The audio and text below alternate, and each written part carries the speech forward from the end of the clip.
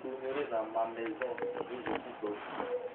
Et quand il arrive sur la terre vide, par l'église immolée, il s'en va et il prend avec lui 7 autres esprits plus méchants que lui.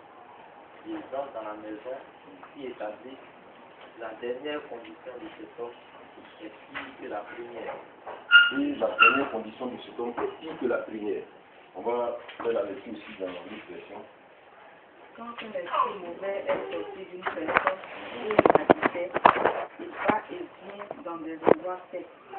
Il cherche un lieu pour se reposer, mais il n'en trouve pas. Alors il se dit, je vais retourner dans ma maison que j'ai quittée. Il y retourne, il voit que la maison est vide, balayée et bien arrangée. Il va donc chercher 7 autres esprits encore plus mauvais que lui.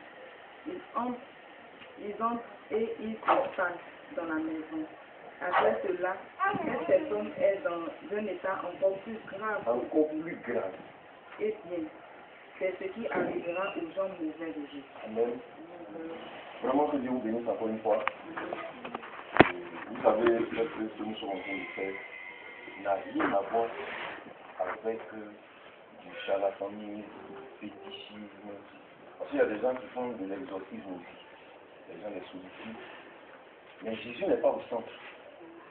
Et c'est pour cela que ça n'a rien à voir avec ce que nous faisons. Et vous êtes témoins, nous avons commencé à introduire ce programme par des enseignements, des exhortations. Vous ramenez à Christ. Vous confiez à Christ d'abord, avant de poser quoi que ce soit comme action prophétique. Parce que une chose est d'intervenir, vous libérer, vous délivrer. Mais une autre chose est votre état spirituel après la délivrance.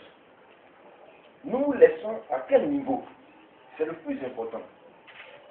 Parce que au commencement et à la fin de toutes ces actions que nous sommes en train de mener, c'est Jésus-Christ. Nous devons introduire en vous le représentant, en vous donnant Jésus-Christ. Nous finissons en vous remettant à Jésus-Christ. Parce que c'est lui qui va pérenniser le travail derrière nous.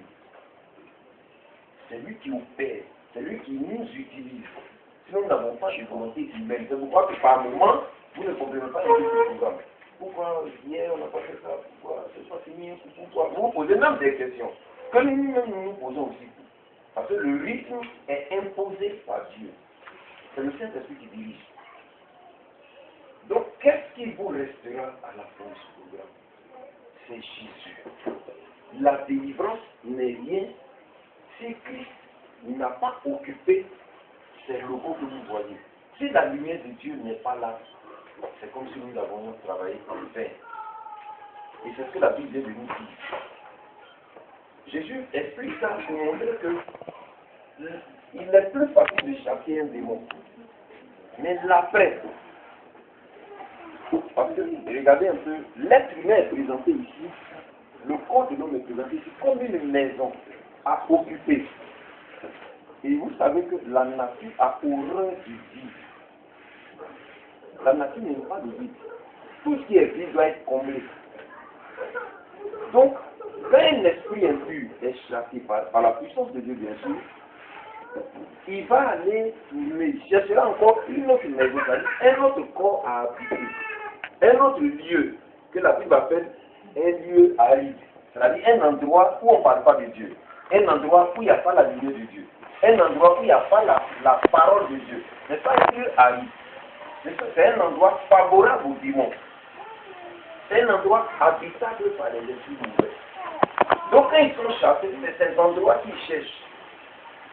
Et vous avez remarqué, si c'est une maison qui va les affecter, on appellerait ça une maison hantée. Parce que désormais, il y a des démons là-bas. Donc, et un être humain et un bois, un espace très occupé par les démons. Parce qu'ils cherchent toujours un lieu d'habitation. Donc, l'endroit privé de Jésus est un endroit idéal pour eux, un confort.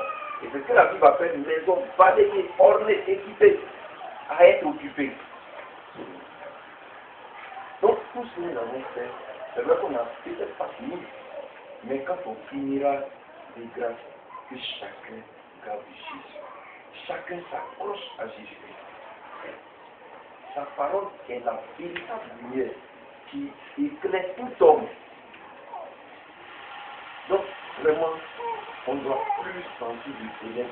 Amen. Dans ton cœur, la parole de Dieu.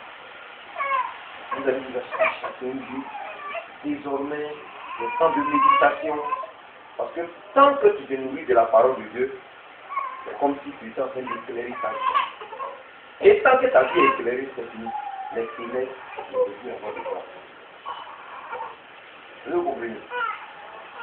La vraie délivrance, c'est ça. C'est la vraie délivrance. Ça commence après l'avoir chassé le démon. Donc, vous avez pris l'engagement de vous encadrer, de vous ajouter à une enfants qui vous suivent, vous former dans la parole. Parce qu'après l'action du Saint-Esprit, il faut la parole. Ah, au commencement, il fait la parole.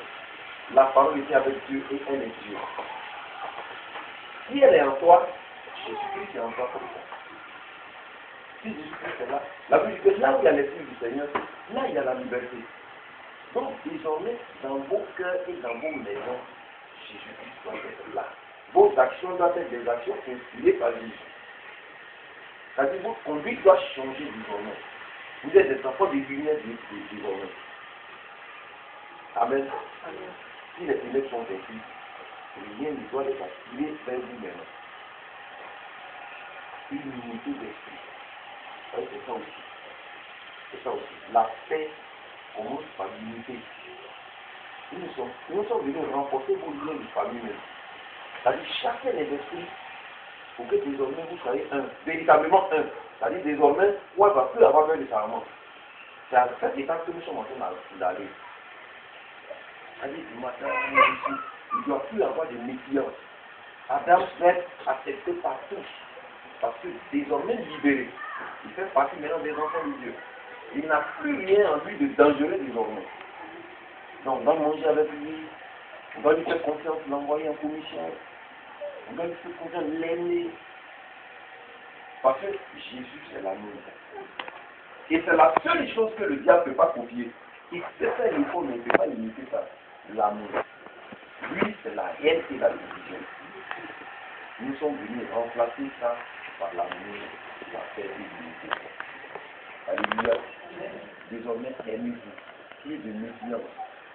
Désormais, faites-vous confiance mutuellement. Ayez des familles de méditation, comme je disais. On va vous défendre ensemble, méditer la vie, prier ensemble. Et on fait que l'on soit occupé par des temps de prière et de méditation. Décréter des moments de jeûne un jour. Toute la maison, vous gênez. Désormais, vous êtes connectés à Jésus. Entretenez ce lien-là. Amen. Nous vous avons branché à vous d'entretenir nos études de temps en temps nettoyer. Amen. Vraiment, c'est Dieu qui bénit. Vous êtes vraiment des enfants que nous allons chez nous. Nous aimons vraiment de tout cœur. Nous vous pensons par nous, nous pouvons nous dire.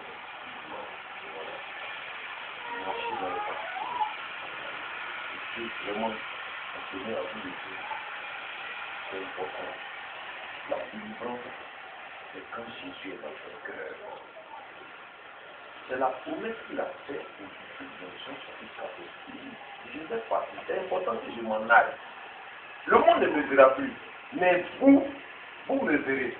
Car je serai non seulement avec vous, mais je serai en vous.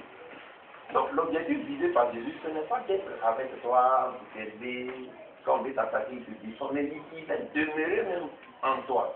Fais de ta vie ta demeure. Ça va venir comment? Si tu es loin des Écritures, si tu es loin de là où on parle de Jésus. Alléluia.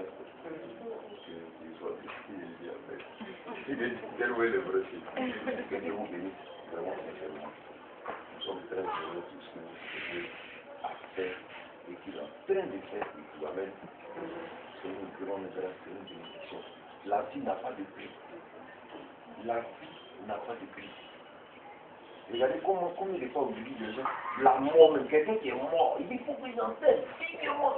Mon papa, parce que la vie, désormais ils ne seront plus ensemble, il dit il faut que je n'en cesse dignement. Et le monsieur va te sacrifier 2 millions, 3 millions. Le cercueil doit être vraiment comme pour le monsieur député. En fait, il dit faut. Désormais, c'est la vie est chère. La vie est chère. Et Jésus nous la donne gratuitement. Alléluia. C'est pourquoi nous devons vraiment être reconnaissants au Seigneur pour la possibilité qu'il nous donne aujourd'hui de sortir de la mort.